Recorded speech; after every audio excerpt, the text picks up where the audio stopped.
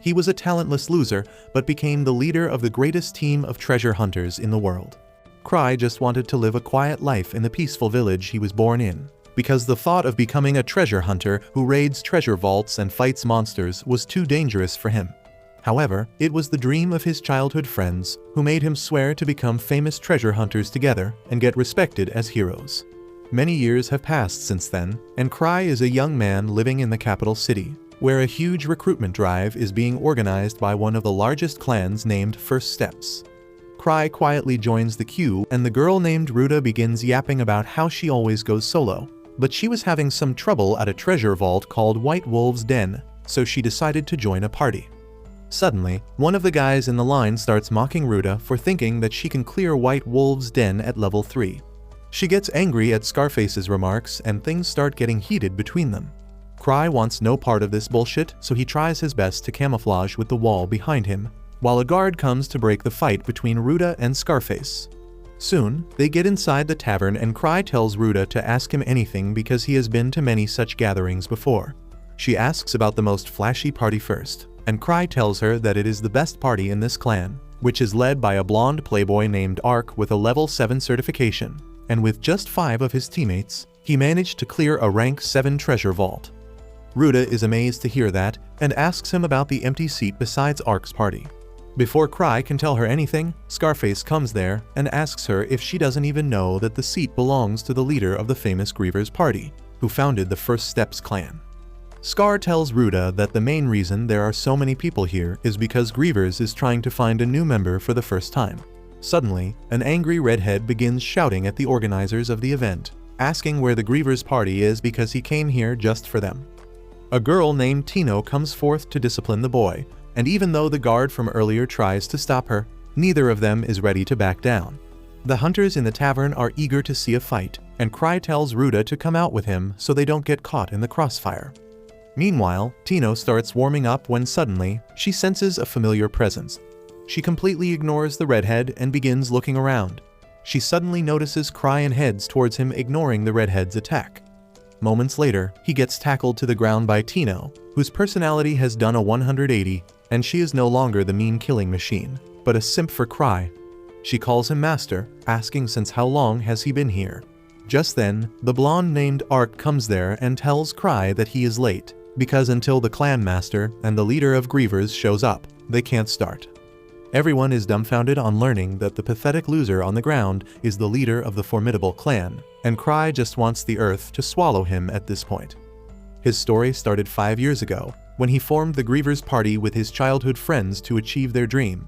They went to beginner vaults and cleared them quickly. It was only his friends that did all the work though, and Krai was often clueless and vulnerable, but his friends thought that he was acting as a lure for monsters on purpose. He was the only one without any real skill, and he knew he would become a burden to them soon. That is why he decided to leave the party for the sake of his friends. When he gathered his friends to tell them that he was quitting, they ignored him like my crush ignores me, and said that their party doesn't have a leader, so he should take up the post. Krai was shocked that his resignation was converted into a promotion, but he was given no choice. He became the leader of the party, which soon became the strongest in the world. Back to the present, Krai is on his seat with Ark and Tino next to him, fighting for his attention. Ark then says that Krai must have come late on purpose to mix with the applicants and assess them while hiding his identity. Krai wants to tell him that it is not true, and he was just late because he overslept. Then, Ark asks if he found anyone suitable to join their party. Krai's attention goes to the violent redhead from before, and he asks him to introduce himself. The boy says his name is Gil, and Krai believes that if Ark's party trains him, he might unlock his potential. He knows that he has no talent in scouting people, but he leaves everything to the god of plot armor as he decides to pick Gil. However, he has a condition before that. Krai says the most important thing for a hunter is strength and the determination to never give up. That is why he will test everyone to see if they are worthy of joining their clan. He declares that ever since he became a hunter, he has never lost once, and everyone is shocked. Well, he has never been in a proper fight either. Krai takes off one of his rings, declaring that anyone who gets it will get his recommendation to join Ark's party. He tosses the ring towards the crowd and Gil rushes to catch it, but Tino takes action quickly and sends him to the Shadow Realm with a kick from her thick thighs. The ring flies away from his hands and begins rolling on the ground, and all the hunters present in the tavern start chasing it like mad dogs. Krai declares that the ring is also a treasure item, so he will let anyone who captures it have it. He wishes everyone best of luck and then tells Ruda and Scar that he will see them around. The next day, as Krai is chilling in his office, his secretary Eva complains about the mess his little challenge caused yesterday and informs him that the Treasure Hunter Association also wants to have a chat with him. Krai wants to send Ark on his behalf, but he is not in the city and he has no choice but to go there. As soon as he reaches the office, he immediately grovels before him and begins apologizing. But Chief Gark is not pleased with this apology. He sends his secretary to give Krai a book containing missions no hunter wants to do because they are either lame or extremely difficult. So he begins skimming through the book to find an easy mission and then dump it on someone else. He finds a mission in a level 3 vault about rescuing some hunters and immediately takes it, unaware that it is the most dangerous one. Once Krai reaches the clan office, he finds Tino, who is there to show him the ring she won yesterday. He then asks if she is free right now, and Tino thinks it is time for her to get to second base with her master, but he just wants her to do the mission he got from the chief. Tino vanishes from the room like Thanos just snapped his fingers, but Krai uses an artifact that tracks her and ties her down. The rescue mission is in the wolves' den, and Krai knows exactly whom to send there along with Tino. So he forms a party with Ruda, Tino, Scar, and Gil to take up this mission. 6 years ago, when his group went to register as a party in the Treasure Hunter Association, the redhead named Luke kicked the door open and introduced himself as the strongest swordsman in the world. And just after him, the tan girl Liz declared that she is the greatest thief. Krai cringed so hard at this that he just wanted to die, but his friends kept embarrassing him some more. He went to the receptionist to fill out the party paperwork reluctantly, and the receptionist asked him to pick a party name and symbol. No one had thought about it before, but then Krai purposely chose the lame name Grievers and a poorly drawn skull as their symbol, in the hopes that they'd think he's too cringe to be their leader. Everyone told him that the name and the symbol were crap, to which he responded saying that he just can't get motivated to be a treasure hunter if the party name is something else. But that made his friends immediately change their tone. They told Krai that he had a great naming sense, and they realized it late because they are not as smart as him. Poor Krai had no option now, and that is how the Grievers party was formed. Back to the present, Krai stands in front of the 3 treasure hunters who are still processing the fact that he is the leader of Grievers. They question if he is really the level 8 hunter nicknamed 1000 Tricks, which prompts Tino to stand up for him and order everyone to kneel before Master Krai. Krai asks her to stop intimidating them, but the redhead Gil clearly says that he looks too weak to be the real deal. Krai ignores this and asks if everyone here is willing to help Tino explore the level 3 treasure vault. Gil refuses to take orders from Krai, and Scar starts fighting with him, asking him to show some respect to the level 8 hunter. Seeing no way out, Krai decides to drop Gil from the team, but Gil suddenly challenges him to a fight and says that he will become his underling if he loses. Krai accepts his challenge, but tells him to fight Tino, who is the leader of this team and his representative. He accepts the challenge, and they come to the training hall. Gil tells Krai that once he defeats the girl, he will challenge him, but Krai points out that Tino is a level 4 hunter just like him. Tino drops her weapons, saying she doesn't even need them, leading Gil to throw his sword away too. Tino lunges towards Gil before he even has the chance to react. He dodges her first blow, but that was just the setup for a powerful kick that slams him to the wall. Tino is confident that she won, but Gil gets up and charges at her, but then Tino knocks him out with a blow to his neck. She immediately turns to Krai for praise and says that she became so strong thanks to him. While she goes to his side to receive some encouraging words, Gil lies on the floor, unable to believe that he lost. He recalls how he was always the strongest kid around, and he dreamed of becoming the strongest swordsman. He became a treasure hunter to achieve this dream, but soon became too strong for his party and decided to come here. After that, Krai asks him if he left his old party because of the wide skill difference. The shocked Gil asks how he knows that, and Krai replies that he has been in the same situation, but unlike him, their party stayed strong together. He doesn't say the crucial bit that it was his friends that didn't abandon him. Suddenly, Krai touches his sword with his feet, and his body is covered in flames. Gil is left dumbfounded because he has not been able to manifest flames of this level yet, but Krai can do this much without even holding the sword. so he finally accepts that he is monstrously strong. After that, Krai reads the details about the mission. They are going to a treasure vault called the White Wolves' Den to rescue some hunters. The monsters they will face there are ghosts of the silver wolves that used to live in the den before they were hunted down. Later, Secretary Eva tells Krai that he shouldn't have sent Tino and others to the dangerous treasure vault, but he shrugs it off, saying that it is just a level 3 vault. Krai says that the sword is a treasure relic, and it was so easy to use that even Gil can manage it without knowing anything about it. He suddenly becomes a relic otaku, saying that the relics found in treasure vaults are amazing, and he wants to collect all of them. He begins fantasizing about Gil's sword and wonders if he should try to buy it from him. Eva scolds him, saying that he already has too many relics, and he replies that every relic is different, so he can never get bored of them. Suddenly, he remembers that he needs to charge his relics, so he goes to a mage in his guild. While the mage charges the relic, she and her partner tells Krai about the phantom wolf seen near the White Wolves' Den, which wiped out a caravan that had level 3 guards. Also, the monsters in the vault are becoming stronger recently, and even a team of level 5 treasure hunters went missing inside it. Krai is shocked to hear all this, and he immediately pulls out the mission information page. He had not noticed the names and levels of the people he had to rescue when he took the mission, and now that he sees that they are all level 5, he freaks out, thinking that he sent Tino and others to their death. Once he tells the other two, they freak out as well, but think that this is the way Krai trains those who have potential. Krai immediately leaves the room, trying to convince himself that everything will be alright. On the other hand, Tino's party is near the treasure vault, and the atmosphere has started to become creepy. Even though she already knew that Krai had given her a very difficult mission, she comforts the others by saying that she has faith Krai put this party together for some planned reason only he knows. They are suddenly attacked by a powerful wolf monster wearing armor and carrying a weapon. Tino is terrified because she never thought that the monsters here would be of such a high level, but she decides to fight to fulfill the mission her master has given her. Back at Krai's office, he feels guilty about sending Tino and others to danger, so he decides to help them out himself. He pulls a book in his bookshelf to reveal a secret room, where all his relics are kept. Eventually, his eyes go to the small vault with a rather special relic. When he comes out of the room with everything, Eva almost mistakes him for a thief. After realizing he plans to help them, she notices a forbidden relic around his neck, but Krai hides it, saying that he is not going to use it because it is too dangerous.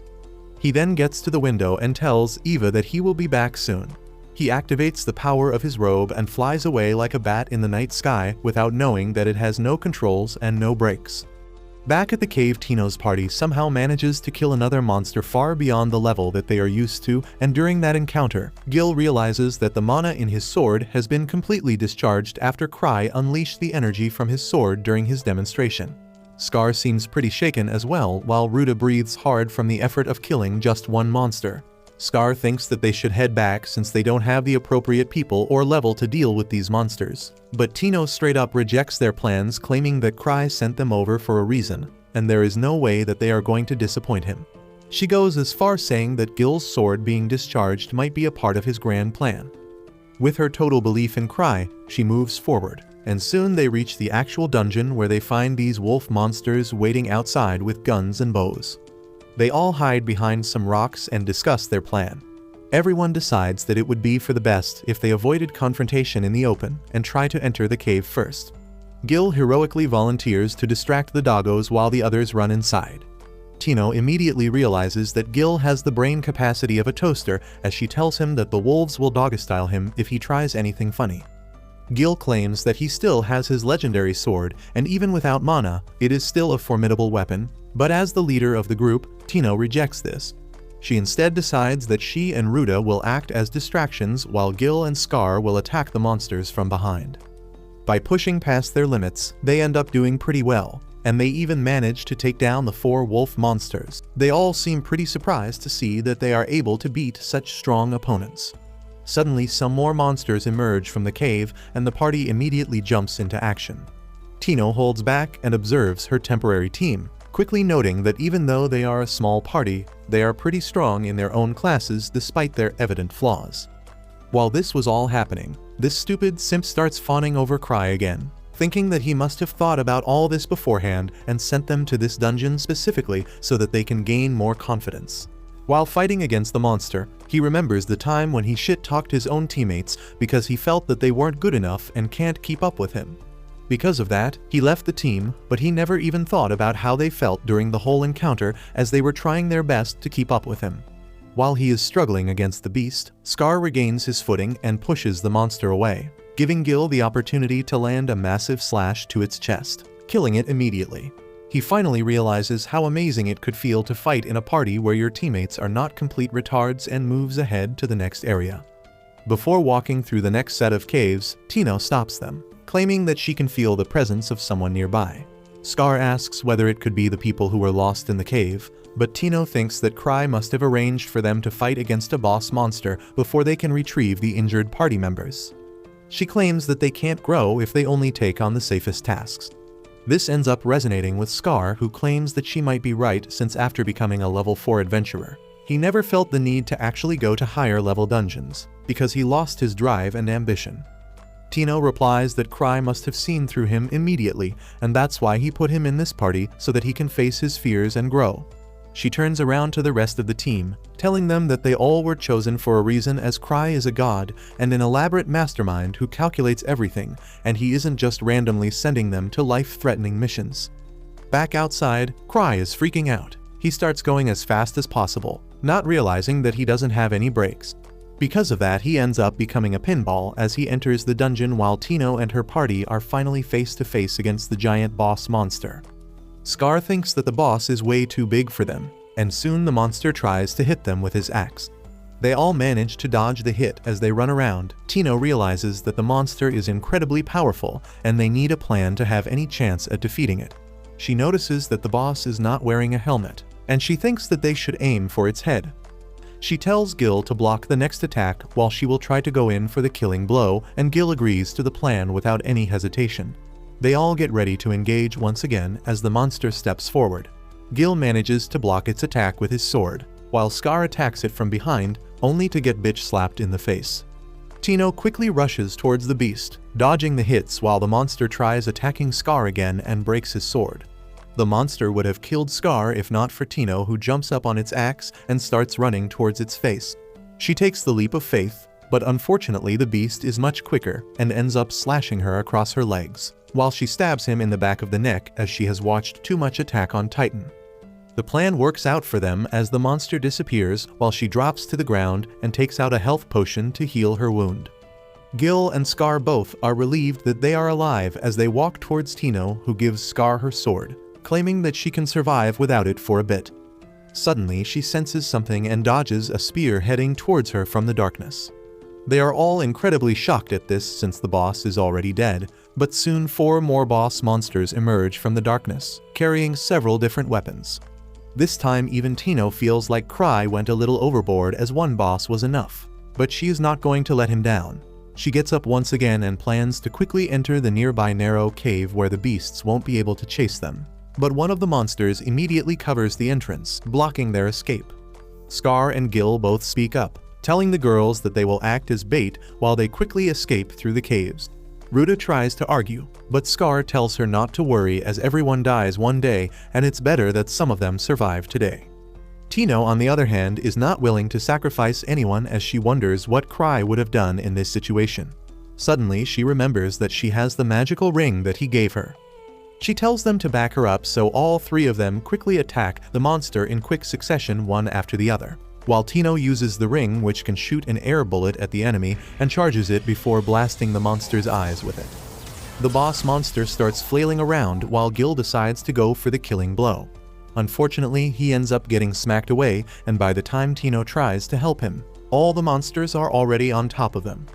Just when they thought everything was over, Krai bursts into the cave and blasts the monster away into the wall. Tino is surprised to see him here, while Scar realizes that these beasts seem scared of him. One of the monsters tries to attack him, but thanks to Krai's protective relics, nothing happens to him.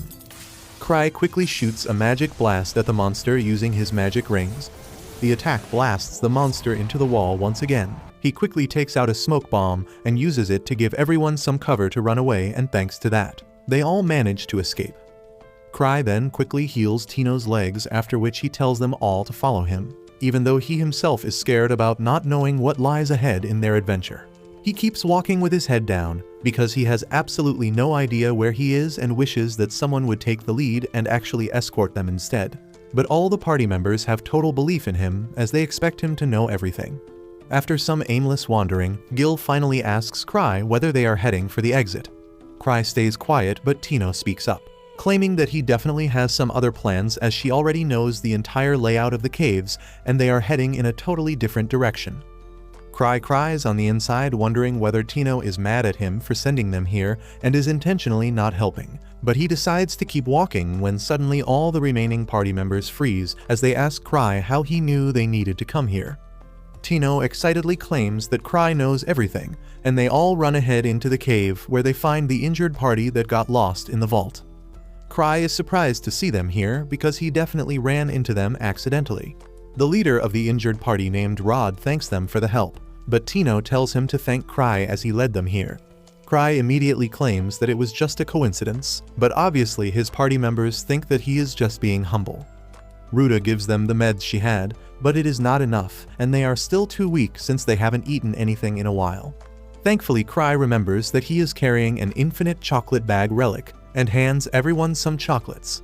Scar starts talking to Rod, claiming that he never expected a level 5 party to have trouble in this cave, and even Gil claims that the wolf monsters were definitely strong, but not strong enough to eradicate a fully stacked level 5 party. Rod seems surprised by that and claims that they didn't get shit on by the wolves as they never really saw them around. It turns out that a total Sigma Phantom monster appeared in front of them all alone and mauled them completely. He claims that the Phantom must be a special monster because it was strong enough to control even the wolf bosses, adding that he thinks that the Phantom might be even stronger than the Sword Saint himself. This takes everyone aback as everyone in the Imperial capital knows that the Sword Saint is the strongest swordsman alive right now. Krai simply munches down on his Snickers as he knows that the Sword Saint is none other than his childhood friend Luke. But he doubts that this Phantom is anywhere near as strong as rumored as Luke would have made sure to kill the monster long ago. Still, he thinks it must be stronger than what he can handle, and wishes that he waited for the pretty boy Ark to handle this mission. Everyone inside the cave immediately turns towards Krai for further guidance, while he simply turns away in shame as he has no idea what to do. Finally, he decides to trick them to get some more time, and tells Tino that she is the leader of this party, and it is her job to lead them. Tino isn't too confident about it, but Krai claims that this would be good training and gaslights her into becoming the leader. Tino is very happy to hear that Krai trusts her so much and promises that she will not disappoint him. They start walking through the labyrinth of caves and soon find the exit of the cave visible in the distance. However, that gives them even more anxiety as they get worried about the Phantom showing up. But Rod tells Tino that he will act as a shield for them so they can escape safely. Tino shoots down the idea, claiming that they are all returning safely since Krai is with them. Suddenly, they start hearing the howls of the wolf bosses coming towards them, which immediately puts them all on edge. Tino feels something incredibly strong coming in their direction, and even Krai can feel the presence, so he quickly shields her while thinking about all the relics that he has, including the relic that gives him extra lives.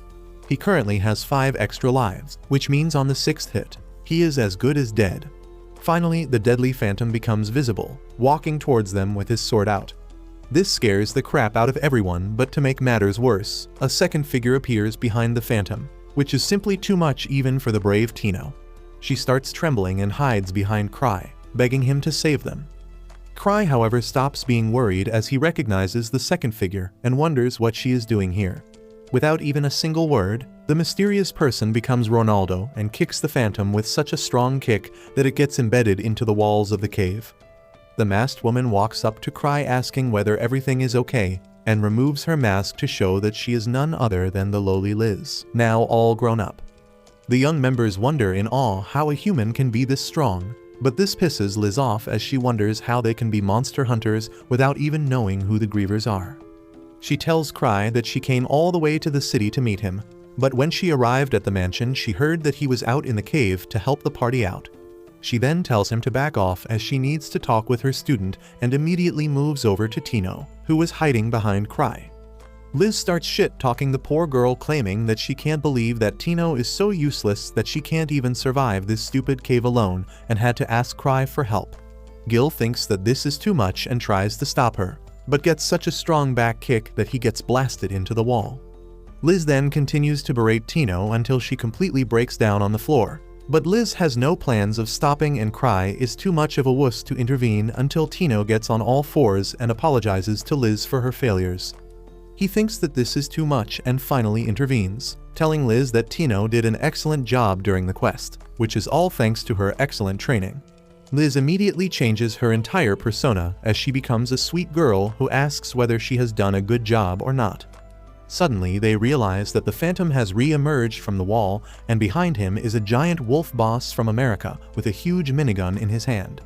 This pisses Liz off as she puts her mask back on as the wolf starts shooting at them.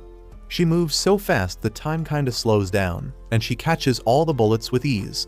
Then, she jumps towards the beast and kills it with a single kick to its head. This monster of a woman then turns her attention towards the Phantom, who is getting ready to attack her. She casually catches the sword barehanded, knees the Phantom in the air, and then punches him down on the ground. Poor Tino starts crying, and while Krai feels bad for her, he knows better than to get involved as he doesn't want himself to be manhandled by Liz like the Phantom, who finally dies after Liz literally punches through its head. Finally, Liz calms down a little and hugs Krai while claiming that she missed him. They safely escape after that, and the next morning, Gil comes back to the training ground and gives his magic sword to Tino, claiming that he wants Krai to have it as he is going to train from scratch once again, as he wants to become as strong as Liz one day. But the other members don't seem that optimistic about that. Meanwhile, Tino thinks about the strange masks that the Grievers wear. It turns out that Krai put in the order to create those masks for them. One day, Krai begins to look around for the slime that is supposed to be in the capsule around his neck. He got it a year ago from the most talented alchemist in his clan, who often gave her final products to him for safekeeping. They were mostly dangerous items, and she had told him that if he became careless with the slime and released it, it could destroy the entire capital city, which is why it is very alarming that he cannot find it.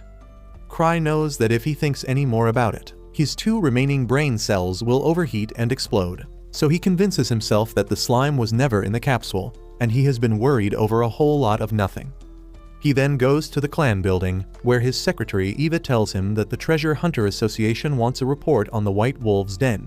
Krai tells her to send Tino with a report because she was the team leader. Eva informs him that Tino is training with Liz right now, and he immediately pities the poor girl. He then abruptly asks Eva if something noteworthy has happened in the capital. She tells him that nothing has happened, but she will start investigating, and he tells her that there is no need. He decides to pay Tino a visit and leaves everything else to Eva, who begins thinking about how Krai has been correct whenever he has made a prediction. She believes that since he is worried about the capital, something serious and terrible is going to happen soon. In the meantime, Krai reaches the training hall and finds a lot of grumpy hunters gathered outside the gates. A level 6 hunter named Sven tells Krai to get Liz under control, because he is the only one who can tame a beast like her. Everyone else needs to practice as well, but Sven is more worried about Tino dying if the training continues. Krai passes his remark off as a joke, but as the gate to the training hall is opened, he finds Tino lying on the ground while Liz menacingly stands in front of her, badly insulting her and demanding she get up. When she doesn't get up, the violence-crazed Liz decides to end her with a powerful kick. Luckily, Krai stops her before she can attack, and Liz stares at him creepily, asking if he is really stopping her. He affirms with a smile on his face, and says that Tino has reached her limits, so she should let her rest for today. She quickly returns to her cheerful self and tells Krai that she will let Tino rest since she can't fight anymore. But then suddenly, Tino grabs her leg. She uses all her strength to get up because she wants to look cool in front of Krai, and tells Liz that she can fight more. Liz is ecstatic to hear this, and as the 2 girls get ready for round 2, Krai leaves the training hall because he knows that he will die if he stays here. Outside, Sven thinks that this was Krai's grand plan to motivate Tino to become harder, and Krai lets him believe whatever he wants. After that, they sit down for tea, and Sven tells him that apparently the case with the White Wolf's den is still not resolved, and some phantoms are still attacking the people on the northern road. He asks Krai what should they do, and obviously, he has no idea. Krai hopes that Ark was here right now, because he is better than him in everything, except maybe plot armor. Suddenly, he gets an idea, and decides to push the case to Sven and his team. He sends them to the Hunter Association to meet Gark and tells Sven to think of it as training. Krai happily leaves, impressed with his quick problem solving, but one of Sven's subordinates is not impressed with him. He says that despite being the leader, he has never seen Krai do anything worthwhile. Sven tells him that he should not judge Krai so easily, because that guy is a true monster. On the other hand, Gark from the Hunter Association thinks the same thing. He believes that while everything seems the same with the White Wolf's den, Krai must definitely know something, because he won't go there without any reason. Far away from them, in an underground lab, an old wizard is also thinking about Krai's involvement in the recent case. He is a member of a secret organization called the Akashic Tower that is trying to research ways to create treasure vaults artificially by manipulating the energy flowing within the earth. The old wizard is the mastermind behind the plan, and he was behind the mutation of phantoms in the White Wolf's den as well. However, he never imagined that a high-level hunter like Krai would enter the treasure vault and find out about their plan. The old wizard deems him a danger and says that they must abandon this location and go to another place to continue their research because they can't fight him without their head of security, who is currently out of town. Meanwhile, Krai has a nightmare about a giant black slime that burns the entire city. He wakes up sweating because the heat from the burning city was too real, but turns out that the cause of the heat was Liz, who has snuck into his bed. This is nothing new for Krai, and he doesn't even get a raise out of Liz because he has been there and done that. She asks him if he is free today because she is taking a break from work and training, and they should use this chance to go on a playdate. Krai decides to agree to whatever plan she has because it is better than working. However, as they go to the clan building, they are shocked to find Gark, who came here since Krai kept making excuses. He tells Krai that they need to talk, but Liz stands up to him and tells him to clean up his mess himself and stop relying on Krai. Gark grows furious at this and complains about her leaving a high-priority mission incomplete, but she tells Baldy to stop disturbing their date. They keep on bickering, and Krai thinks that he is witnessing a roast battle between Eminen and Gordon Ramsay.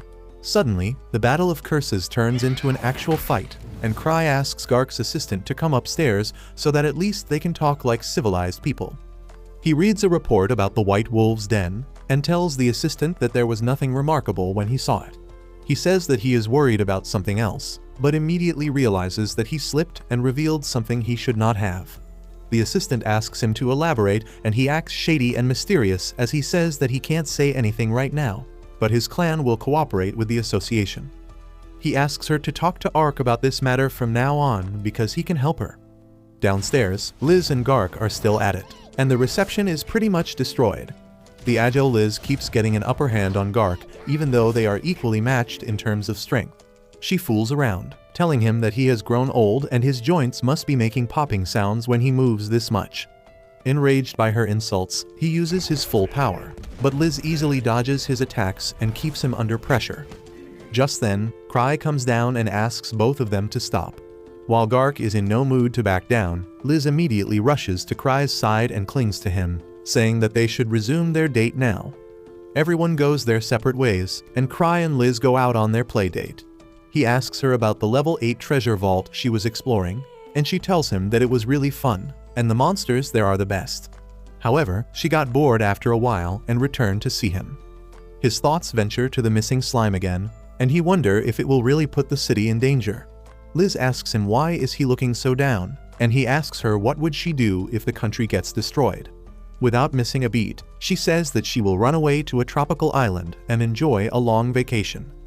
Krai is taken aback at her positive and carefree attitude and thinks that he should learn something from her. Suddenly, Liz gives him her bag and goes to subdue a random man on the street. Krai panics as he asks her what is she doing, and she says that this guy was stalking them. Krai tells her that she is being paranoid and asks her to let the guy go.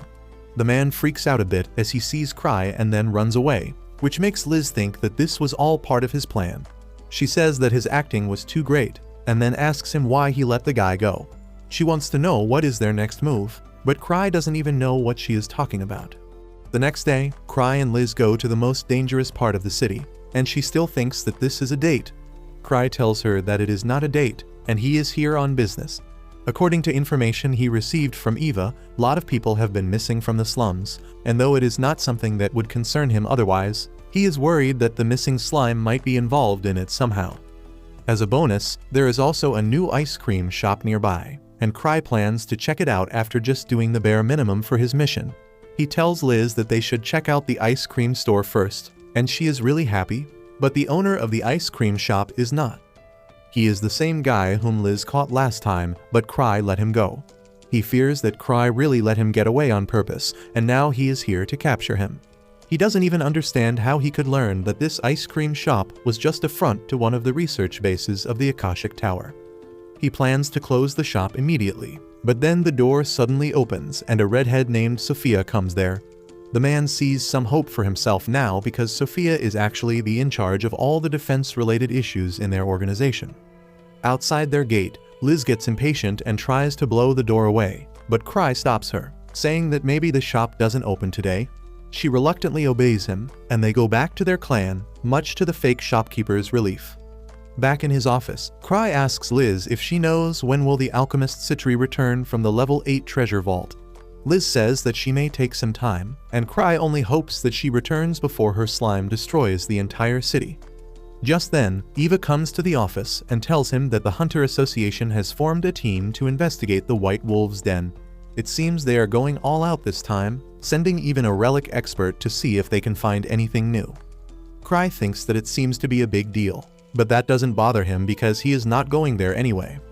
On the other hand, the shopkeeper reaches the headquarters of Akashic Tower and tells everyone that Krai found him. He is terrified because Krai saw through their perfect disguise and then didn't even take any actions against them.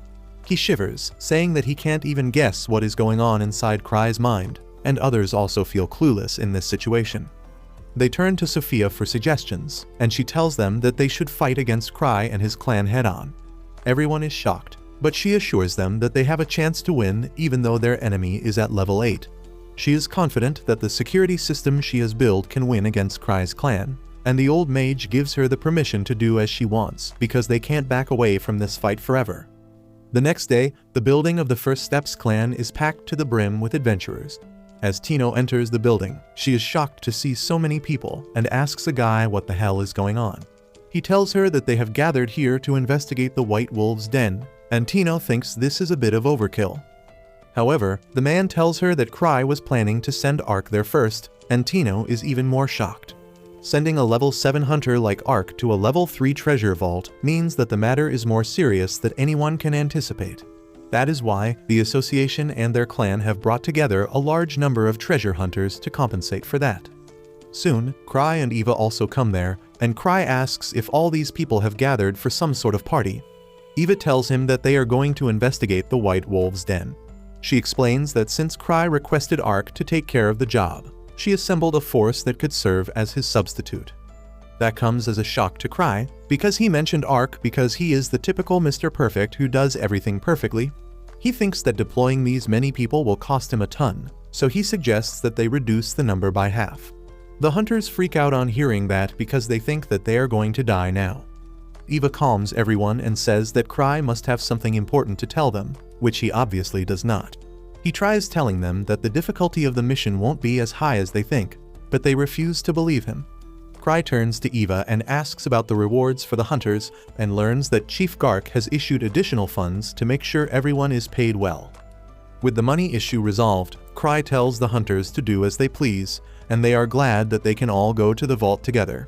Just then, Liz arrives there, calling them a bunch of sissies who are too weak and don't even have the guts to overcome challenges to become strong. She jumps up to Krai's place, telling him that she will take this mission, and she just needs Tino to come with her. Krai immediately refuses to entertain her request because he doesn't want to endanger Tino's life, and doesn't want the morale of other people to go down.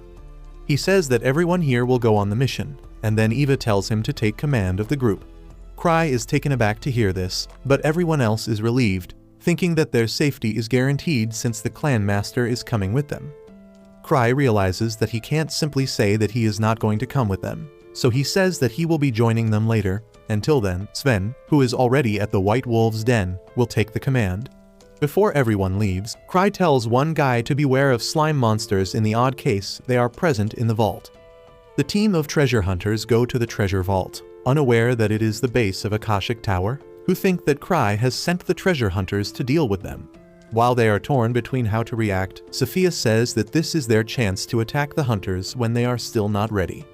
She says that her defense system has been designed to fight against the most powerful hunters, and only the Grievers party combined can beat it.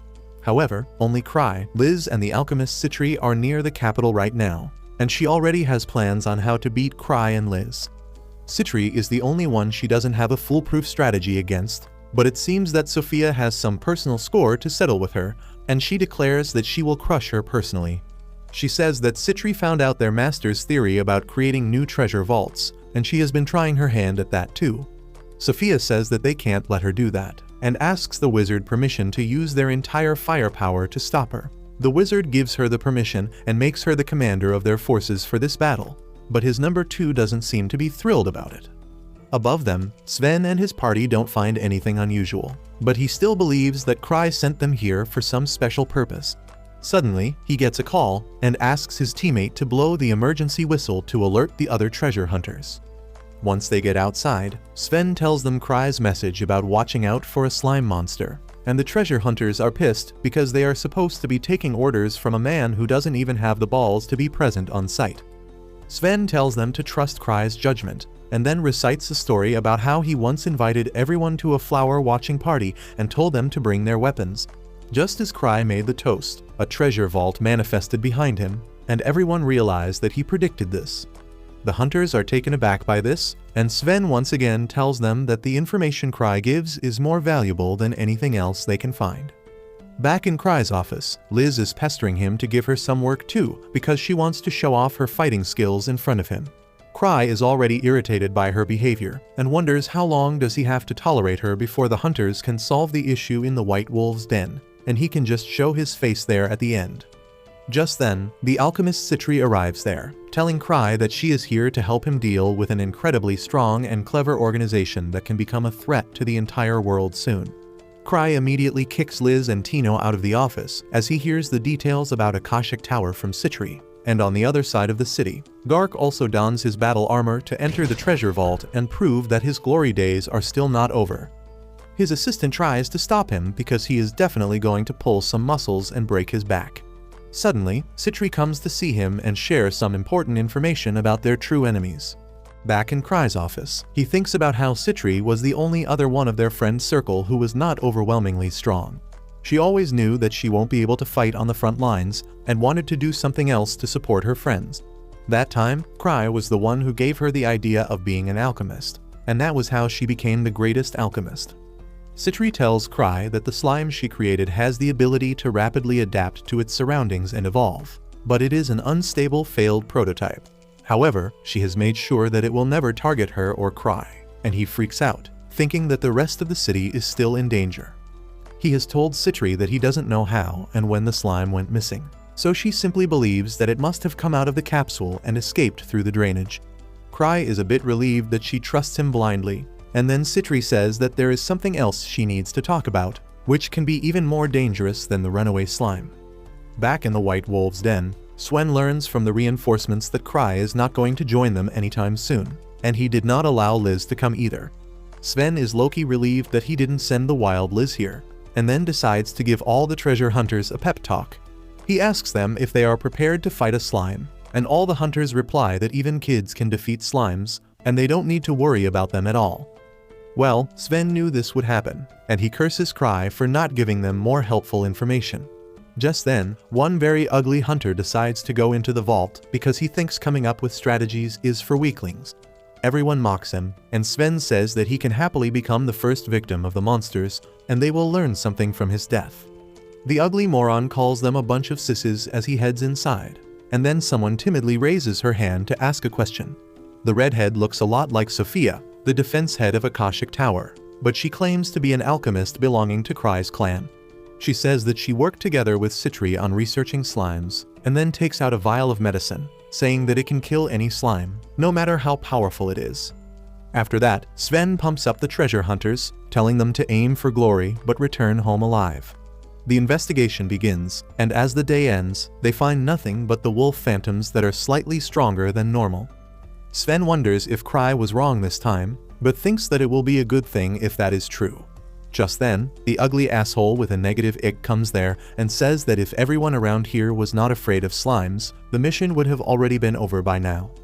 He goes to the forest to water a tree and curses Krai for giving orders but not having the balls to come to the site of action. Suddenly, he hears a strange sound and goes to check it out. He is shocked to find two men and a huge chained wolf beast. The men belong to the Akashic Tower, and they are here to put Hulk's nut inside the wolf so that it can become super strong and take down as many hunters as it can, just according to Sophia's plan. Ugo there realizes something is wrong when he sees the giant injection and rushes ahead to beat the two guys. He knocks out one guy, but the other shoots fireballs at him. He blocks them too, before bitch slapping him, and then picks up the tall guy to thrash him first and ask questions later. The tall guy asks if he was sent by Krai, but Ugo says that this is all him. While he is pummeling this guy, his partner injects the power-boosting serum into the wolf, who suddenly starts melting on the outside, but becomes even more dangerous because of it. The two guys declare that this monster will seek the greatest amount of mana nearby and absorb it to become even stronger. The monster instantly sucks the mana out of the two wizards, and Ugo blows the warning whistle to alert everyone. Sven tells everyone to get ready to fight as soon as he hears the whistle, and they gather outside the forest, armed and ready. Soon, Ugo comes running, severely injured and missing an arm, as he says that Krai was right the entire time, and a powerful slime monster is present in the forest. Just then, the wolf phantom who has turned into a slime because of the melting serum comes there, and Sven shoots an arrow at it, aiming to destroy its legs before anything else. The magicians blast fire and ice attacks at the wolf slime, but nothing phases it. Meanwhile, Sven and the healer go to check up on Ugo, who tells them that he saw two mysterious bastards injecting the wolf phantom with something and turning it into a slime. The wolf slime comes out of the magic barrage unharmed, and Sven decides to try physical attacks. He aims his bow at the slime and rapid fires half a dozen arrows, but they don't do any damage to the wolf slime. Sven is shocked to see that neither magical nor physical attacks work on the slime, but he still tells the hunters that they will fight for as long as they can. The slime wolf starts attacking them, and Sven tells them to keep their distance and evade the attacks because the monster is quite slow. He then runs to Not Sophia and asks for the anti-slime chemical she had. She tells him that the slime should self-destruct if it touches the medicine, and Sven takes up the mission to make sure that happens. He starts running as he tries to lure the wolf slime, who suddenly leaps at him. Sven quickly plants the vial in the ground and gets to the side. The wolf slime falls on the vial and breaks it, and as it touches the chemical, numerous explosions take place inside its body. Everyone thinks that this will be the end of the fight, but the wolf slime eats up the explosions and still survives. Sven is disheartened because the wolf didn't turn out to be a slime after all, or it would have died. The armored guy next to him says that Krai said it was a slime-like creature and not a slime, and Sven begins cursing him and the Grievers. Suddenly, Citri arrives there to help because she literally begged Krai to put her in charge of the White Wolf's den. She tells Sven that the reason they can't harm the wolf slime is because its dense mana is acting as a barrier. She is interested in this unique monster she has never seen before, but one quick look at it, and she figures out exactly how did the wolf phantom melt and turn into a slime. She approaches the dangerous monster, casually dodging its attacks as she realizes that it is hunting people with most mana to restore its body to normal. She pities it, thinking that it is someone's failed experiment, and decides to mercy kill it. She throws a vial at the slime wolf and asks Sven to shoot it. This upgraded version of Hawkeye accurately shoots down the vial and the wolf slime's head with that. She tells him that it was anti-mana metal that nullifies the monster's defenses. Just then, Gark also arrives there in his full battle gear, and Sven gets taken aback on seeing him like this. Citri explains that she asked Gark for a lift earlier, because unlike her sister Liz, she couldn't just run all the way here. That doesn't clear Sven's questions, so Citri tells him that she has an idea about what just happened, and who is behind it. She leads everyone to a camp, where she explains the existence of Akashic Tower and its leader Master Magus. The big-shot office worker-looking guys say that Magus was banned from the Imperial capital long ago, and she asks them if they really think bans are useful. She tells them that this vault is the base of the Akashic Tower, and Not Sophia suggests that they might have a lot of important equipment here. Citri really knows this girl, and she affirms, saying that it is true, and to stop anyone from finding their research, Akashic Tower is preparing for battle. she is determined to stop them and their illegal and dangerous experiments, and for that, she asks everyone to follow her. She says that she is not Krai, but she will still try her best. Later, as everyone gets ready for the fight, Sven's assistant says that Citri seems quite courageous. He asks him not to underestimate that girl, because she uses the fact that she is weak to utilize any means possible to win, and in that sense, she is as much of a monster as the other Grievers. On the other hand, Liz is grinding on Krai's lap while asking him to let her go and help Citri because she is the weakest, but he firmly refuses to entertain her tantrums. Deep inside the White Wolf's den, in the hideout of the Akashic Tower, the big shots are reading an instruction manual left behind by Sophia. She has written that they should release the captured phantoms one by one, but the men don't agree with that because it would make it easier for the hunters to defeat them. Even though their master has given full authority to Sophia, the men think that a woman cannot know nothing about war, and thus they must take charge of the situation. They decide to ignore her instructions and launch all the phantoms at the same time. Outside the cave, Citri and other adventurers are interrogating the two members of the Akashic Tower they have captured. Citri promises to let both of them go free if they can tell her the location of their master Magus. The two dumbasses are ready to sacrifice their life for their master, but that was actually a trick question and Citri just wanted to confirm that Magus was indeed the mastermind behind the whole operation. She tells the two prisoners that they can do it the easy way, or the way she likes. They refuse to talk, so she pulls out a truth serum to use on them. But the government officials have the book of law stuck inside their ass, and they tell her that using things that can manipulate other people's minds is against the law. Citri just asks them if they care more about the law than catching Magus, and even Gark takes her side, telling the officials to let her do her job. She assures everyone that she was just playing mind games and the truth serum is just some exotic fruit-flavored Gatorade. She drinks it all, and then suddenly, a loud roar rattles the camp. Everyone goes outside and finds a giant wolf slime coming towards them, and this time it is red and faster than the previous one. Citri says they will need to analyze the barriers around it to destroy it, and for that, she needs the tankers to stand in front of the monster and endure its attacks. Despite being terrified, a tanker does as she says, and the monster instantly sends his shield flying. Citri then commands the magicians to attack the wolf slime from all sides, while she figures out that its magic barrier makes it immune to close combat attacks. She wonders how can they deal with it, when suddenly, a blue wolf slime comes there. Everyone panics and thinks that they should retreat immediately, but Citri says that she never knew Akashic Tower had idiots in charge when it is supposed to be an organization of researchers. She tells everyone to stop attacking and retreat to safety, and just then, the two monsters come face to face. They begin pummeling each other, and Citri explains that the wolf slimes go after the enemy with the most amount of mana, and that makes them attack their own teammates. Soon, more wolf slimes come there and they begin fighting among each other, while the two prisoners are shocked to see their powerful weapon fail. Back inside their base, Magus lectures the morons who made this mistake and didn't even stop after seeing the first two monsters fighting with each other. Sophia is in touch with them through a communication device, and she says that they can't do anything about the monsters now, but they have more tricks up their sleeve.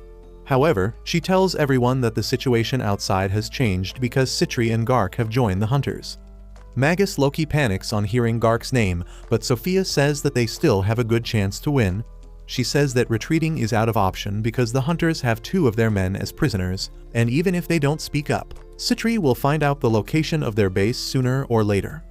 She says that they should lure the enemy to their base before they can get ready for it, and then destroy them all with a master's trump card. First, she wants to deploy a crazy strong beast called Malice Eater to overwhelm the hunters, but since it is still in training mode, someone needs to take control of it.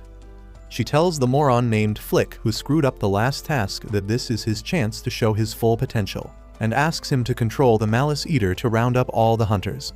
Flick is taunted by her words, and he swears before Magus that he will lure the hunters to the base. Back at the base of treasure hunters, Not Sophia watches Citri busy with work, and begins thinking how Citri was always a genius who had no competition. She was awfully motivated and hard-working, and Not Sophia often felt insecure of being in her shadow. Suddenly, Sven approaches her and snaps her out of her thoughts. He begins talking about how her anti-slime medicine didn't work on the monster earlier because that wasn't a slime, and Krai should have told them more details. He then quickly changes the topic and asks her why are the two prisoners staring at her. because as far as he is concerned, she is not the most attractive in this camp. Not Sophia says that she has no idea about that, and Sven tells her to come to him if anything happens. Soon after that, Citri figures out the location of the Akashic Tower base by analyzing the terrain and the flow of mana in the region. Everyone is surprised, and then Citri asks the prisoners if her guess was right. Their panicked reactions are enough to confirm her theory, and they immediately call out to the redhead alchemist to free them, calling her Sophia. The hunters ask what they are talking about, and Citri says that Sophia is her arch-enemy and a student of Magus. She has tried to find her for a long time, but could never find more than a trace. She believes that capturing Sophia and Magus are absolutely necessary to destroy Akashic Tower, and she plans to settle the score with Sophia for good this time. Not far away from them, Krai, Liz and Tino are approaching the base. Liz basically dragged him all the way here, and Krai thinks that he is going to die because his relics are not fully charged and he doesn't have enough safety rings either. Back at the camp, the hunters are heading to Akashic Tower's base, and the ugly-ass hunter tells Citri that if he had put faith in Krai's words earlier, he wouldn't have broken his arm. He is eager to know more about Krai, and Citri says that he is the man who will become a level 10 hunter one day. The ugly guy is surprised to hear this, but after everything that has happened today, he believes that Krai is just so strong. Citri says that Krai is strong, but even if he was weaker than a rabbit, he would still be the best treasure hunter among them. Just then, lightning passes through the clouds, attracting everyone's attention, and the very next moment, a powerful lightning bolt shoots directly at Citri.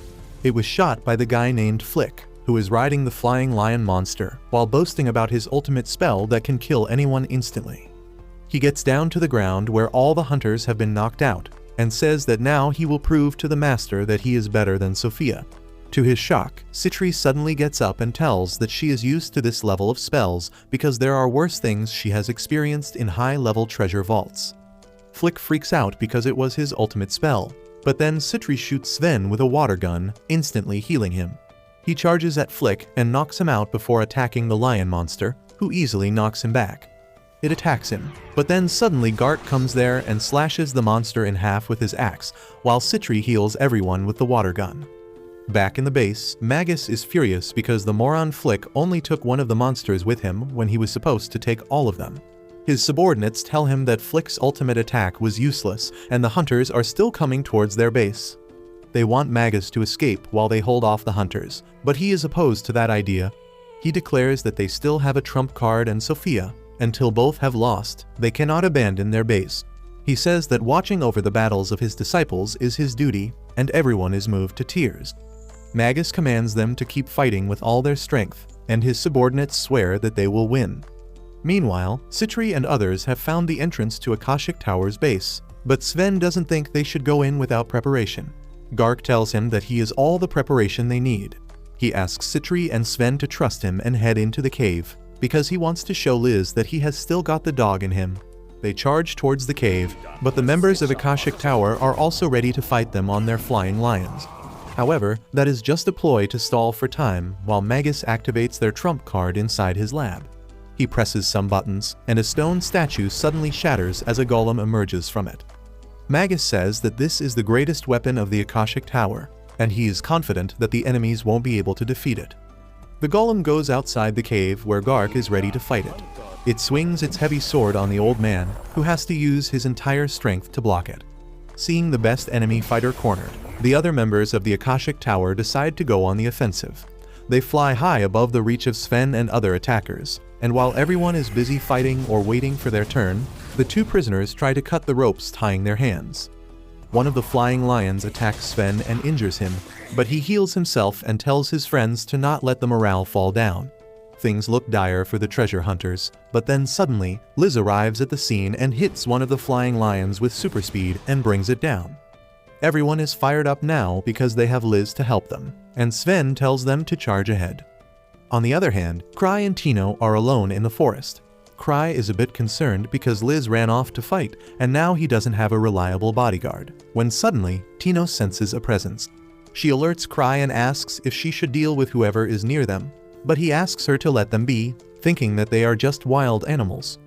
However, the people Tino sensed are the prisoners from the Akashic Tower, and they get confused about why Krai is letting them go. Krai doesn't even know about them, and as he decides to resume the journey, the power in his night vision lenses suddenly goes out, and he asks Tino to lead the way. Back on the battlefield, Liz is moping the floor with the flying lions and then asking the other treasure hunters how can they struggle with just this. She calls Citri a weakling, and Citri asks her what the hell is she doing here. Liz tells her sister that she begged Krai to come here and then gets back to action. She moves like the Flash to attack the golem, but it is harder than she expected. She keeps up her strategy of attacking the golem at full speed, pushing it back and causing it to break a little. Gark doesn't want to be bested by her, so he attacks the golem with his axe, freezing it at the point of impact. The golem falls to the ground as Sven takes aim at it. It powers down for a second, but then reboots itself and gets on the offensive. Gark swings his ice axe at the golem, but it dodges the attack and then jumps high above him. No one can believe that such a giant piece of junk can be this agile, and it reminds them of Ansem, one of the 6 Grievers, who is almost the same size as the golem and more agile than it. Liz wonders if this golem is modeled after her friend, but it doesn't matter because she just needs to destroy it. She leaps to attack it, but the golem detaches its hand to reveal a cannon and shoots at her. The energy bullet grazes Liz's belly, and she is forced to back away because she is not good at handling long-distance attacks. She keeps running as the golem shoots her, and Citri thinks that it will be hard to destroy the golem even with her sister's offensive power, so she should try to deplete its battery. Liz takes that personally and attacks the golem to prove that she can defeat it. She hits it with a powerful combo and causes it to fall, and Gark attacks the golem's foot to finish the job. However, the golem flies off using thrusters on its back, and Liz gives up on beating it. Just then, Krai arrives there and asks everyone how are they doing. He is not fazed at all by seeing the giant golem in front of them, and everyone is certain that the fight is going to be over soon since the strongest hunter has arrived on the scene. The golem suddenly starts flying towards Krai, and Tino clings to him out of fear. However, he keeps acting clueless, and then suddenly, the golem is repelled before it can even hit him. The golem powers down as it hits the wall, and everyone asks Krai what secret move he used this time. Little do they know that Krai didn't even see the golem this entire time since his lenses had run out of mana, and he asks Tino why is everyone acting like something big happened. Anyway, the fight ends with that, and the treasure hunters raid the base of the Akashic Tower, confiscating whatever they can find. Krai receives a report from Citri, who thanks him for sending Liz to back them up at the right time. However, the fight has not ended yet, and she plans to destroy the Akashic Tower personally. On the other hand, the 2 escaped prisoners meet with Magus and others who fled the base after they lost the battle. The 2 men are sure that the redhead alchemist among the treasure hunters is Sophia, and they tell Magus that she has infiltrated their enemy's base, so she might do something. However, Magus no longer has the courage to fight against Krai because he cannot even fathom what he is going to do next. He decides to leave the Empire and asks his men to call Sophia back. Meanwhile, Krai attends a meeting with Gark and a government official who want him to tell everything he knows about Akashic Tower, but he doesn't know shit, and he tells it to them clearly. He asks them to talk to Citri about this because she was in charge, and the government official gets nervous on hearing her name. 3 years ago, there was a massive jailbreak, and all the proof pointed to Citri, because of which she was demoted to rank 2 and her title was also taken away. However, Gark personally interfered to prove that she was innocent, and ever since then the government officials have avoided her. Back at the makeshift base of Akashic Tower, the disciples of Magus have captured and brought Not Sophia to him. She is scared of them and asks what are they going to do to her, and Magus asks her to drop the act. However, the girl keeps on insisting that she is not Sophia, and when a flying lion appears hostile towards her, Magus realizes that she is telling the truth. Just then, the real Sophia comes there with a bottle of wine, and everyone is confused. Sophia, however, doesn't react even after seeing her doppelganger, and tells Magus that they look identical, but there is still a lot of noticeable difference between them. She suddenly takes off her wig and robe to reveal that she is actually Citri, and everyone panics.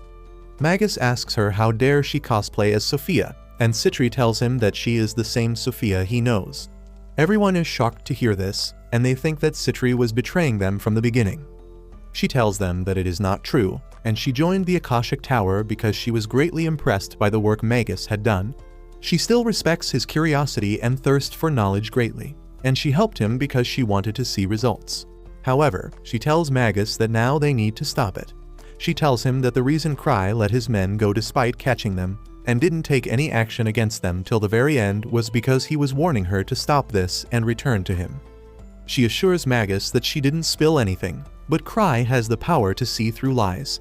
She says that he set up everything so that they could try out their research against high-level hunters, and it was a success for the most part.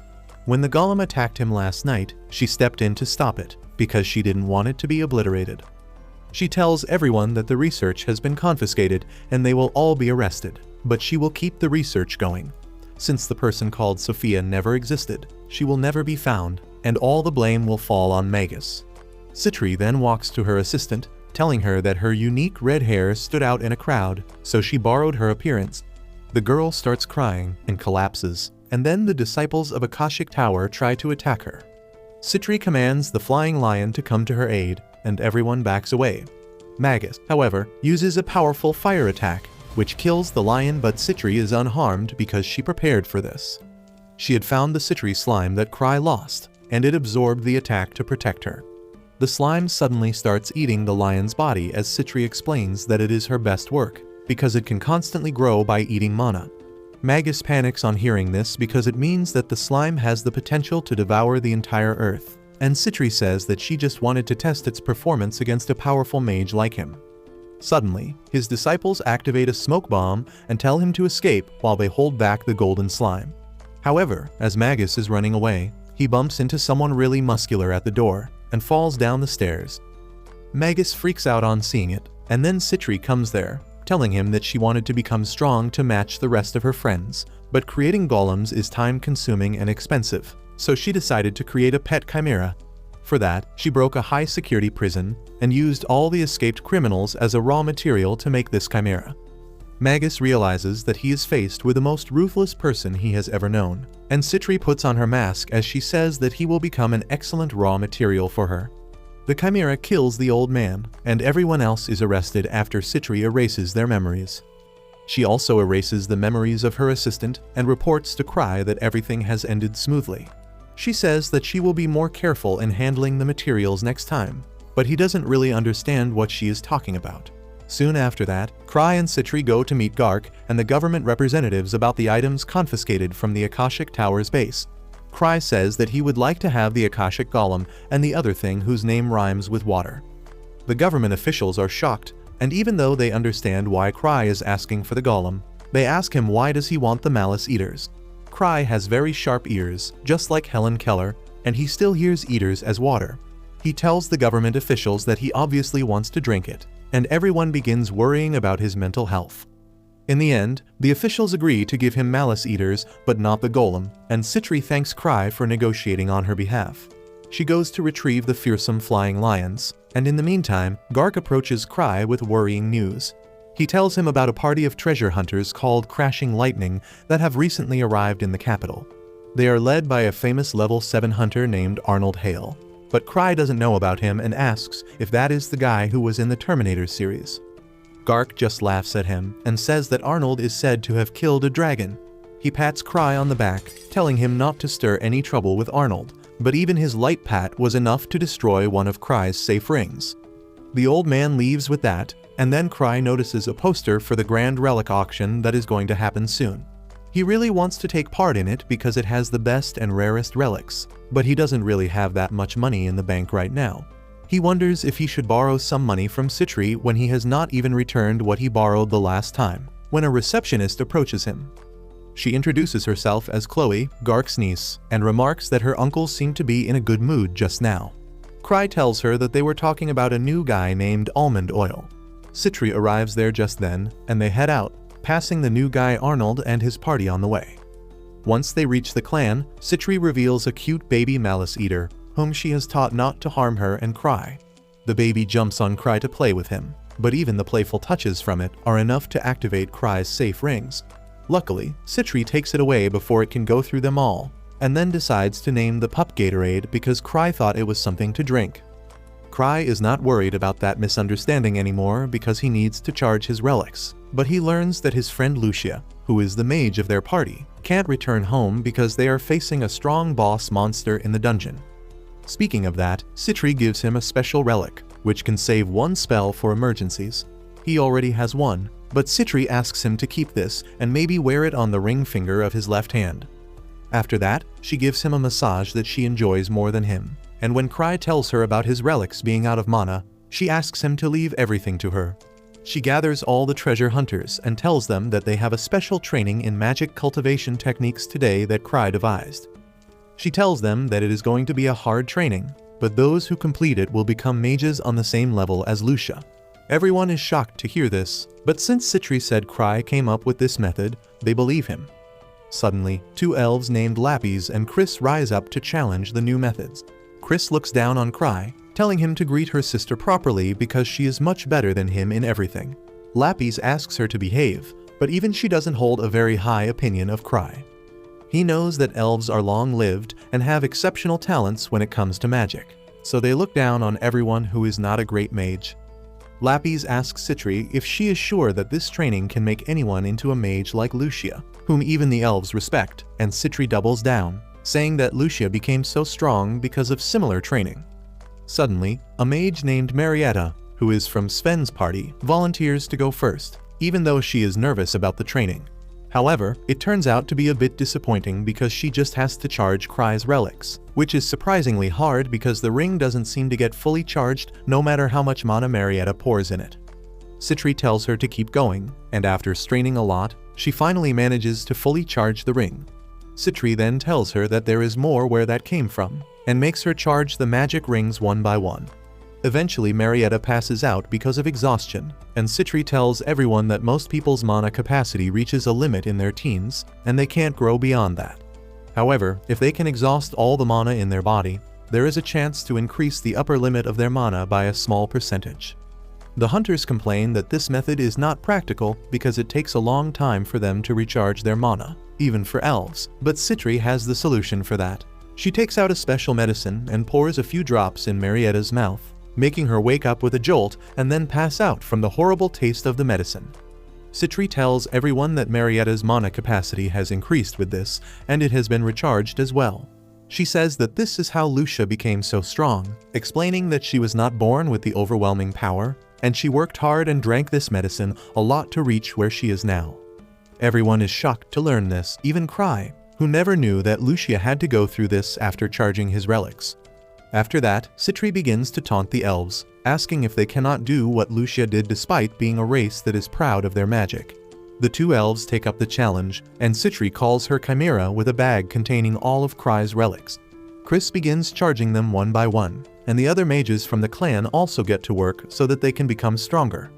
After that, Krai and Citri go to Liz's place, and this shameless bitch comes out of the bath because she forgot her towel outside. Citri closes Krai's eyes so that he doesn't see his sister naked before her, and after a bit of tussle, Krai tells Liz that he was planning to throw a party to celebrate her and Citri's safe return. Liz wants to hug Krai for that, but Citri manages to hold her back, and then Krai tells Tino that she is also going to come with them. They go to a restaurant to eat and drink, and Liz and Citri keep arguing with each other all the time. Citri challenges her sister to a drinking game, and spikes her drink while she is not looking. However, Krai decides to switch their jugs, and Citri has to drink the spiked drink. She gets hammered really quickly because of that and begins lashing out at Krai for considering her nothing more than a walking purse. She asks him if he even remembers how much money he owes her, and then says that he can always pay it back with his body. Before she can make a move on him, Liz pounces on her and pins her to the ground. Suddenly, they hear a commotion, and it turns out that one of the treasure hunters bumped into the guy called Arnold, who has a short temper to match his pee-pee size. His lackeys tell everyone to treat him with respect because he is a dragon slayer and a level 7 treasure hunter, and both Liz and Citri are curious about him now. Arnold is on his high horse, and he tells the innkeeper to bring him some booze and girls.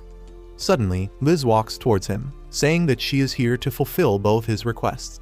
Arnold calls her a brat and tells her to head home, but to his shock, Liz pours the drink on his head. Everyone is horrified at this, and then suddenly, the furious Liz smashes the jug on his head and then stomps on it, calling him weak and undeserving of being a rank 7. Arnold is too furious to even make a move, but then Krai comes there and takes Liz away before apologizing to Arnold about her drunk behavior. The next day, Eva tells Krai more about the hunter Liz assaulted yesterday, and says that their group was clearly at fault for attacking without provocation. She says that they should apologize to Arnold and his party, because he indeed defeated a lightning dragon, and they should not make him an enemy. Krai just hopes that the hit from Liz was enough to make the guy forget anything, but he asks Eva to set up a meeting with Arnold and asks Gark to act as a mediator. Talking about Arnold and the lightning dragon, Krai suddenly says that the dragon would definitely taste heavenly if grilled properly. Eva is shocked to hear that because the entire body of a dragon can be used as precious ingredients, and no one in their right mind would eat it. Krai tells her that Citri once cooked a dragon steak for him, and it was really nice. He keeps rambling about how good lightning dragons must taste, and then tells Eva not to take him seriously because he is just craving meat. On the other hand, Arnold's lackeys are pissed about the treatment at the bar, but he can tell that Liz was really strong. He doesn't want to let the matter slide so easily, so he takes his crew to the guild. The receptionist there asks them if they are here to file a complaint because she heard that they got beaten badly in the bar. The fake-ass Josuke hairstyle guy tells her that they are not here for filing a complaint, but to learn the name of the bitch who attacked their boss. Just then, Gark comes there and tells Arnold that the girl he is looking for is called Liz, and her nickname is Stifled Shadow because of how fast and silent her movements are. Arnold asks him who the hell is he, and Gark introduces himself. He says that he knew that Arnold's party would come to the city soon, and he had already warned Liz's guardian, but apparently he forgot. This makes the lackeys even more furious that someone forgot about their boss, and then Gark tells them that they must have seen Krai at the bar. He tells them that despite his easygoing attitude, Krai is actually a level 8 treasure hunter called 1000 Tricks. The lackeys are terrified to hear this, but Gark assures them that Krai doesn't tolerate bullying, so as long as they promise not to be naughty, he will keep Liz under control.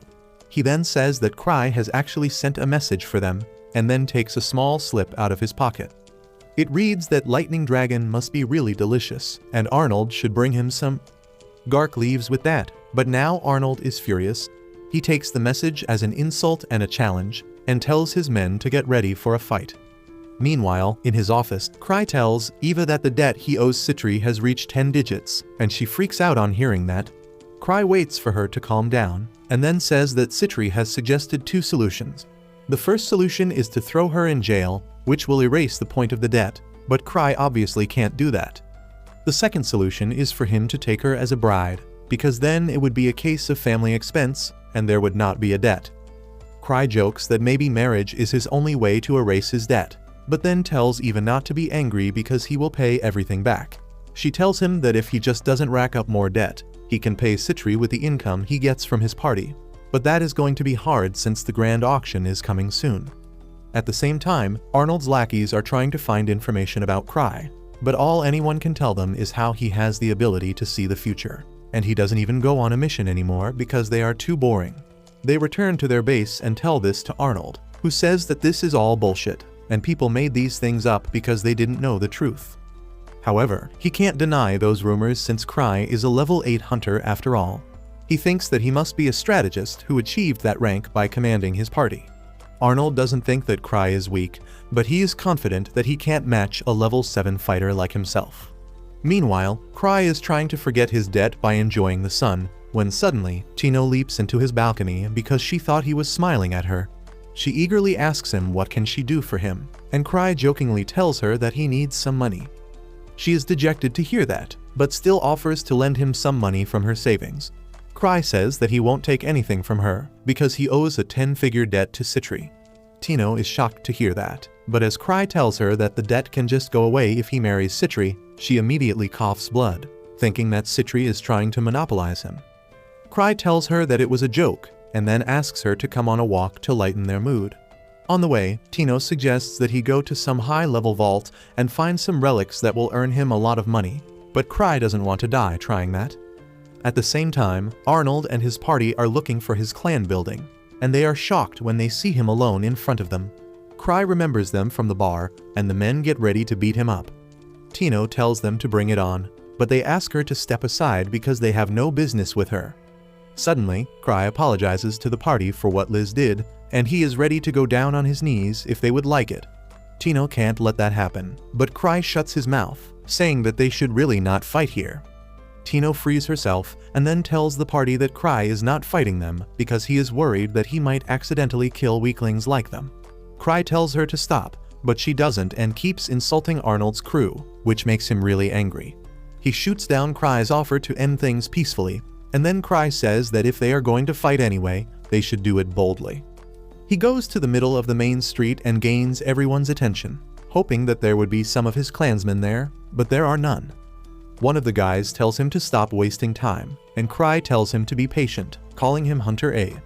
The man is shocked, because apparently that is his real name, and he asks Krai how did he know it. Arnold tells it to stop falling in the enemy's trap. He confronts Krai, saying that he knows that he rose to level 8 through luck and the power of his friends, and he is really weak by himself. Tino takes offense to that, and tells Arnold that she will not let anyone slander her master.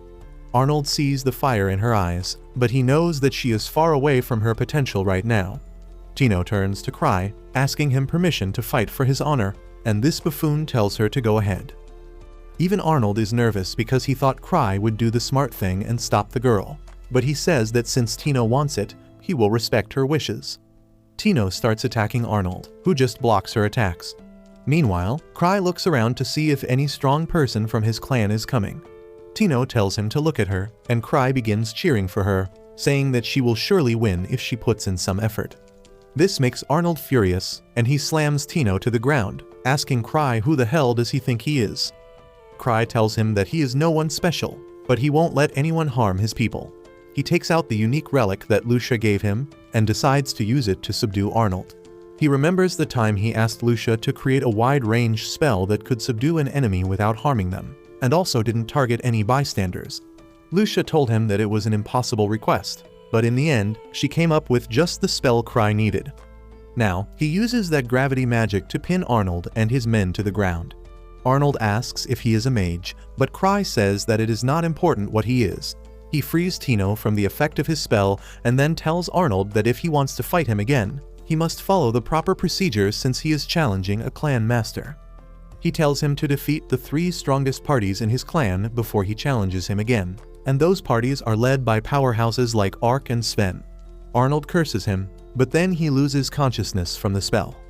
After that, Krai takes Tino out for some desserts, and she feels bad for not being able to meet his expectations. He tells her to not mind it, but she asks him to tell her the location of a vault with precious relics so that she can retrieve them for him and pay off some of his debt. But he doesn't know what to tell her. The next day, Arnold and his men are drinking in frustration after the humiliation at Krai's hands. They are furious that he repeatedly taunted them, and then subdued them without causing any damage. Not only that, he even told them to fight the strongest parties in his clan if they want to challenge him again.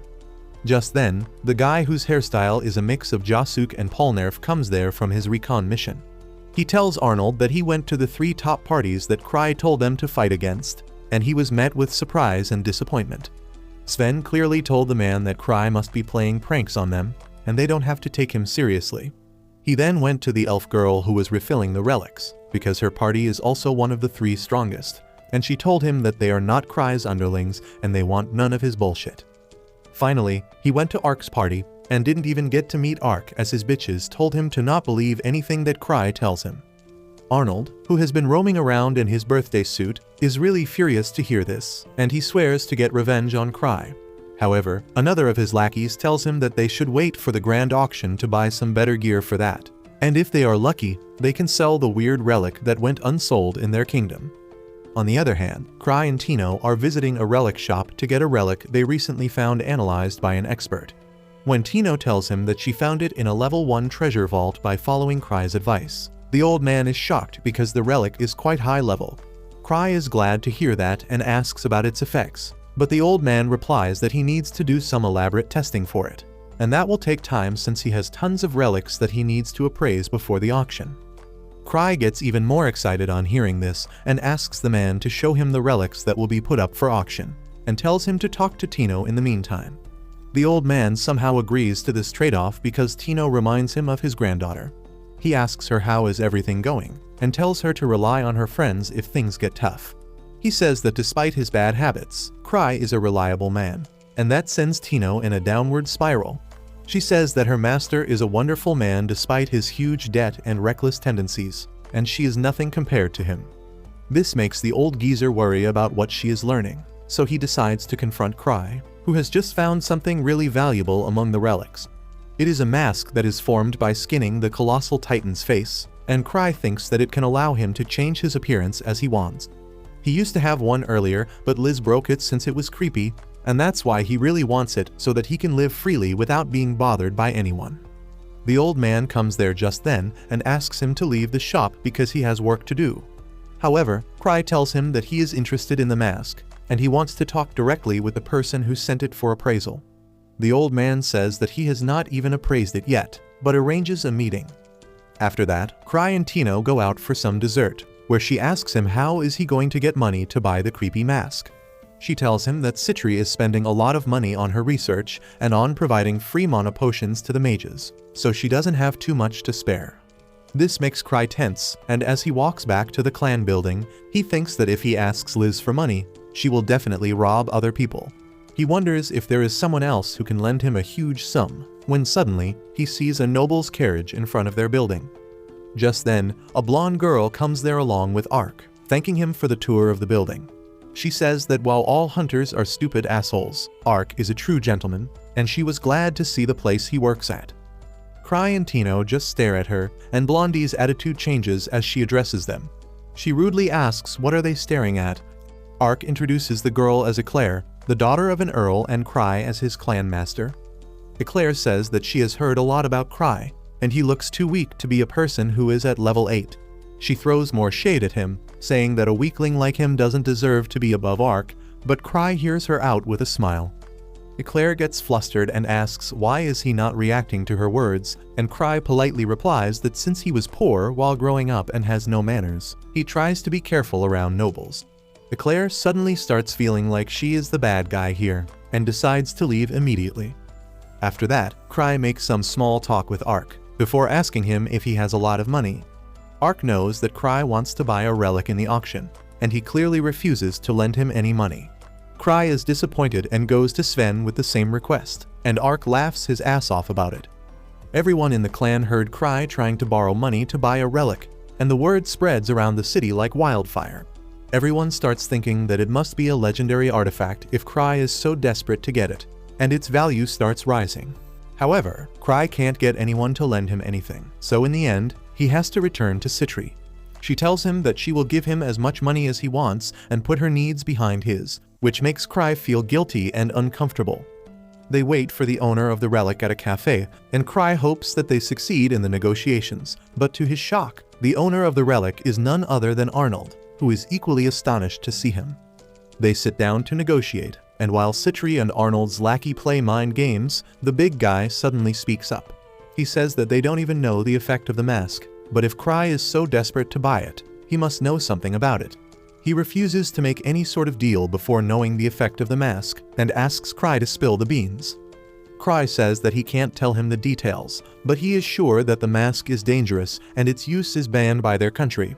He tells Arnold to let it go now before he lands in trouble, and that triggers the big guy's ego. He says he won't sell it, but immediately does a double take.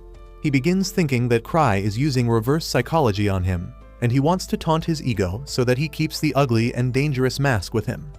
Since he doesn't have a use for the mask anyway, he thinks it is better to sell it off now before things get troublesome, and he decides to give Krai an offer he cannot refuse. He offers to sell the mask for 10 million, which comes as a shock to Krai, since he was praying that Arnold agrees to sell it for 30 million. Citri tells him that it is fine since the other party set the price, and immediately brings out the 10 million in cash to buy the relic. However, there are other people in the cafe who want to buy the rumored relic, and they start a bidding war which is won by Eclair, who offers a bid of 100 million. Krai can't compete with that, and he remains depressed for the rest of the day. Eva tells him that the price rose so high because of the rumor about him borrowing money from Ark. In the end, even Eclair couldn't buy the mask because other nobles started to show interest in it as well, and the government decided to send it to the auction after all. Eva then scolds Krai for trying to spend so much money when he is already in debt, and he promises her that he won't do it now. However, Citri comes to the room with a huge bag of gold just then, telling Krai that she has arranged 800 million bucks so that they can go toe-to-toe with the nobles. Eva is horrified to see this amount, and Citri coyly explains that she had been saving this money for her wedding with Krai, so it is only fair if they use it early. Eva starts lecturing her, saying that she is the one who has made Krai so irresponsible. But she says that it is her money, so it is fine.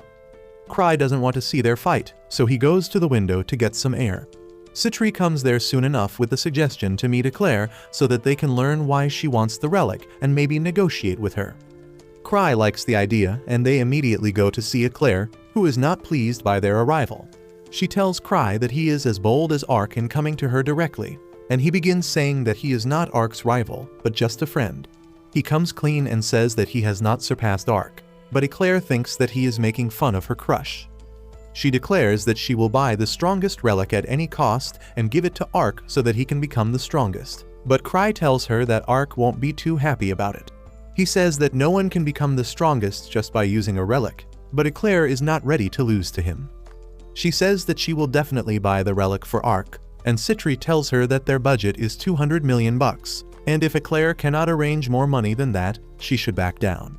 The girl gets disheartened because she can't afford that much, but when she goes to her dad, he says that if they lose to Krai, it will dishonor their family. He is ready to withdraw some money from their savings and even take a loan, but he tells Eclair that she must definitely win the auction against Krai. Soon, it is the day of the auction, and Citri and Krai are on their way to the auction house with 950 million bucks. Citri says that she could have arranged more money, but Krai says that this is enough, and she doesn't need to take on any more of this burden. She tries leaning on him, but Liz pulls Krai towards herself, saying that if they fail to win the mask at the auction, she can just steal it from whoever buys it. The two sisters start playing tug-of-war with Krai, who thinks that the mask was really not worth this much trouble, and if he can't get it from the auction, he will quietly accept his defeat. Soon, they reach the high-tech-looking auction building, and there is a huge crowd there. Liz asks if these broke-ass bitches are also here to take part in the auction, but Krai tells her that most of them are here just to watch the bidding. Just then, Tino and her party also arrive there, because they were quite curious about the auction too. Everyone has already heard about Krai being in debt and still bidding for some incredible relic, and that gets him a lot more attention than he wants. So he comes up with a clever idea, and asks Tino to bid on his behalf, while he will just give her the signal. She is really happy to receive this chance, and Liz tells her that if she doesn't win the bidding war, she won't have a home to return to. Tino is determined to win the auction, but Krai thinks that it is just wishful thinking because he is the one going to give the signal. Just then, the blonde lowly Eclair comes there in her carriage, and she arrogantly turns her face away as she sees Krai. Soon after that, the auction starts, and as the items get sold one by one, Krai can only patiently wait for the mask to come up for sale. It is going to be the last item because of the buzz it has generated, and Krai curses the organizers of the auction because he can't bid on other items as he needs to save his funds for the last. Tino keeps looking at him whenever a new item is displayed, but as Krai keeps refusing everything, she starts looking anxious. This in turn forces Krai to have second thoughts, because he is a sucker for relics, no matter how simple or useless they are. He keeps fighting his desires to give Tino a signal as each new item comes on the stage, but then he suddenly thinks about Citri's reaction when she sees him bidding for things other than the mask. As he sees her gentle smile, Krai realizes that this Omega simp will definitely forgive everything he does. He suddenly gets up, oozing confidence and determination to bet at every item that comes up in the auction from this point. Just then, the auctioneer brings out the next item, which turns out to be the Akashic Golem that Citri had created while she was working for the Akashic Tower. While Krai is confused about it, one look at Citri's confused face makes him remember that it was one of the two things she asked him to negotiate with the government. As the bids start to go up, Krai turns to Citri, asking if she wants to buy it. It is clear that she really wants to get the golem that she spent too much money and effort to make. But she tells Krai that it is not the thing that they came here for. She says that the golem is a memento of her comrades, but she can live without it. But Krai is not having any of that. He tells Citri that he will buy the golem for that, and immediately gives Tino the signal to join the bidding war. The price of the golem goes beyond 400 million in no time, and Citri asks Krai if he is sure to spend their money on it rather than saving it for the mask. He acts cool, but deep inside, he is only doing this because the money belongs to Citri anyway. The price of the golem keeps rising, and in the end, Krai signals Tino to bid all 950 million bucks they have. When another party bids 1 billion bucks, Citri thinks all hope is lost. However, Krai had been hiding a trump card for moments like this, and he keeps on bidding, ultimately winning the golem for 1.6 billion bucks. Citri and Liz are shocked because this is way over their budget. But then Krai takes out a check from his pocket and gives it to Citri so that she can pay the amount they bid. Citri is really happy to receive the amount and promises to pay it back to Krai soon. But he thinks that she should pay it back to his sister Lucia instead, as he took out that money from her savings. Anyway, the auctioneer announces the identity of the person who bid the highest amount, and it turns out that it wasn't Tino but Scarface, who still has to process what just happened. Later, Tino apologizes to Krai, saying that she had no idea about how bidding works, and Scarface offered to help, so she let him do the bidding. Krai thinks that is fine, and he decides to leave the building to rest, telling Tino and her friends that he was planning to buy only the golem from the beginning. He doesn't even wait for the mask to be put on auction, but just as he goes outside, he recalls that the lowly wanted to give it to Ark, and he suddenly gets an idea about how to get his hands on the mask after all. Krai immediately goes to Ark's office and tells him that the relic Eclair has won is really dangerous, and he should go to her place immediately to handle the situation. While Ark's side bitches tell him to stop ordering them, Ark takes Krai's words seriously and asks if he needs to take a weapon with him. Krai says that he doesn't, and then says that if he fails in reaching Eclair soon enough, it will be a sad thing. Ark understands his assignment and leaves immediately, and Krai is happy, because he will be able to buy the mask at a friendly price from Ark once he gets it from Eclair.